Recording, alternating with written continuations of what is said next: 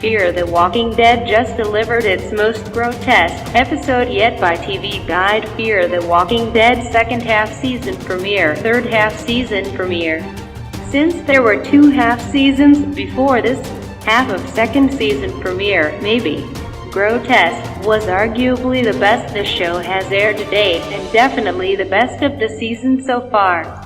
It was a moody, occasionally laugh-out-loud funny, mostly silent hour with significant characters and locations introduced and a major turning point for one of our post-apocalyptic heroes. But mainly what I want to talk about is all the ridiculous things that happened to Nick Frank Delane. Luckily, the 2 parts are connected, so let's get into it. Spoilers for Fear the Walking Dead past this point. Where the first season of Fear was a contemplative, nearly zombie-free affair, Season 2 has spent most its time on nautical shenanigans, with all the pirates and gunplay that implied. Maybe, well, fearing that it paled in comparison to the shock-heavy The Walking Dead.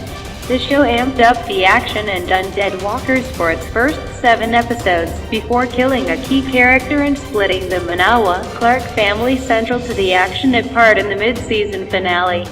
Nick, the formerly drug-addicted son of Kim Dickens' family anchor Madison Clark, was done with his morally conflicted parents and siblings, and wandered off into Mexico with a herd of hungry zombies.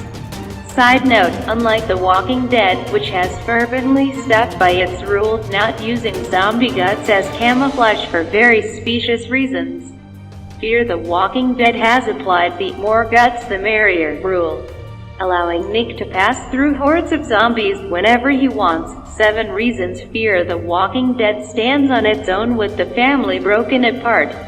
Grotesque focuses entirely on Nick as he wanders the Mexican wilderness. The episode, other than flashbacks and a few interludes and some zombie grunting, is mostly silent.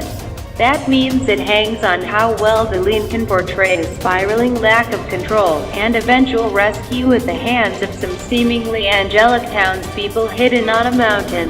Delane, who has made Nick one of the best, most surprising characters in anything Walking Dead, comics and video games included, passes the test with honors. Mostly. Nick has been pretty chill for the past 13 episodes of the show. Here, his chill is gone. He has, as they say, no chill. The reason ties into the name of the episode. And a key scene right in the middle. In flashbacks, we get to find out more about Gloria Lexi Johnson, the woman Nick was lying with in a drug den during the very beginning of the pilot episode of Fear. She and Nick were in rehab together, and after Madison reveals, as Nick is about to be released, drug-free, that his father died in a car crash, Gloria and Nick both immediately relapse, as they lay in the church where one of them is about to die, only to be reborn as one of the undead. Nick reads a grotesque novel. He explains his father used to love them, it was the one subject they both connected and bonded with, and he'll explain more about what they are in the morning. Of course, there's no more mornings for Gloria, but that also calls back nicely to something Nick says in his first scene with her, while she play-acts as his father earlier in the episode. Back in rehab, fathers are supposed to show sons how to be a man in the world, but I guess the world is too much for you. On the surface, that reads like typical Walking Dead speak. If you took a shot for every time someone wondered what had happened to this world on a Walking Dead show, you'd die of alcohol poisoning. But it actually connects to the grotesque, and how this episode plays out. Nowadays, we know the word grotesque best as something horrifying, like a monster. Certainly that applies to the undead. The Nick wandering the countryside drenched in human blood, to the men gleefully driving around shooting walkers for sport. But when it comes to literature, a grotesque is usually a mix of tragedy and comedy, as well as indicating a character that elicits both empathy and disgust. That's why, in the middle of a mostly silent, contemplative hour of television, the following happens. Nick gets woken up and attacked by a crazy woman screaming incomprehensibly, waving a baseball bat. Nick steps on a cactus. Nick then immediately grabs the cactus with his bare hands.